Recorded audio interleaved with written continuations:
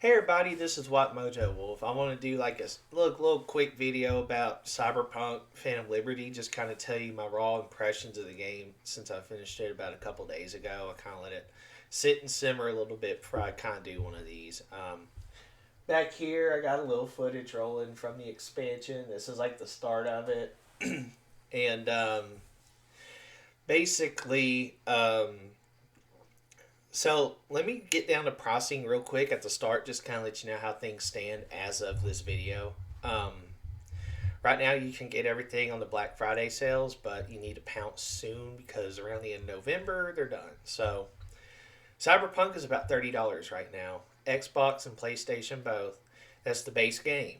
You get everything up to the new patch that kind of redid a bunch of stuff.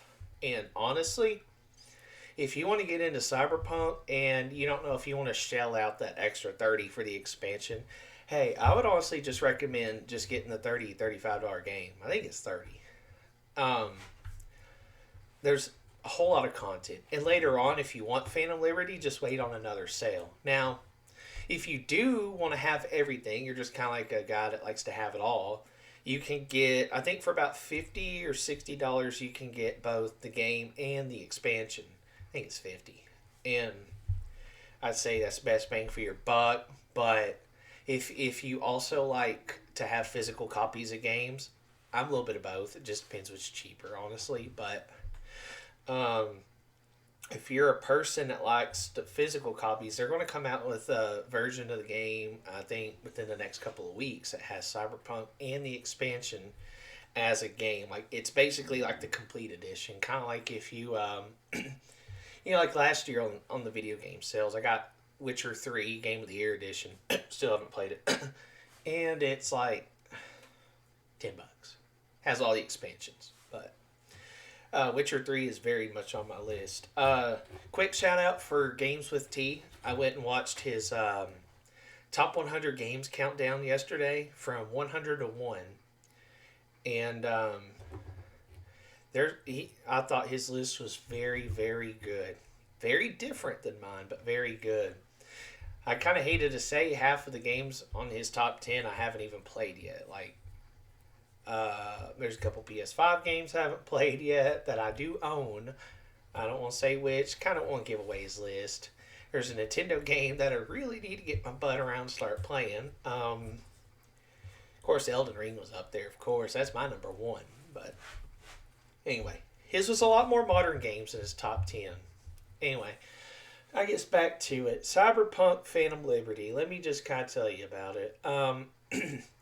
This video right here says it's about 8 hours of pure gameplay, and I'd say it's a good 8 to 10. I did all of the main quests for Phantom Liberty, and I did all of the side missions. I didn't do the gigs. I just it's busy work, but I did all the side missions, and I'll tell you this about the side missions first.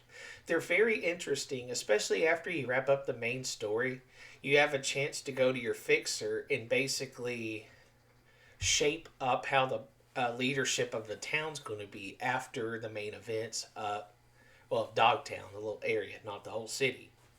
You get to basically decide the political fate of everything, and I really like the branching options and stuff. It's kind of like one of the things I ding Starfield for is just it has a lot of variety. It's basically like consequences of your choices. And used to when I played games, I would save scum. Basically, what that is like I'd save the game before a big decision. I would like, for example, Phantom Liberty has the perfect A or B option here. Option A, option B. What I would do in the past was save it and pick both. I would load the save, pick one, load the save, pick the other, and whichever I felt was better, I would just delete the other save and stick with it. Well, this day and age, I decided I'm just going to go with the flow. I don't, I don't know. I don't like researching a whole lot in these games anymore. I just want to go with the flow, and I want to live by my choices. Like I want to do however I'm feeling because I'm like role playing as the character. So I kind of just want to take the situation at hand and make the choice. And basically, in Phantom Liberty, you are You get a call from this gal named Songbird. She tells you this big old um, airship is going to crash in Dogtown, which is the new district. It crashes, and the president of the country is in that. So you have to go fight through a whole bunch of stuff, get the president out there, shelter her, and then you basically kind of learn like there's this big plot to take it down, and there's some technology that someone has and you want access to it. It's pretty cool. And I thought the missions related to Phantom Liberty were some of the best that they've done. They put a little survival horror in it a bit. Honestly, what I mean by that is there's a level to where you don't have your weapons, you don't have nothing. There's this big freaking robot chasing you, and you gotta hide from it. It kind of jump scares you a little bit, but I think what I did with Phantom Liberty, honestly, I think I kind of chose the wrong ending for. Basically, it's supposed to offer another ending for V to where your character gets cured in kind of a way, but unfortunately, when I went with my gut and how everything played out, I don't think I got access to that other ending.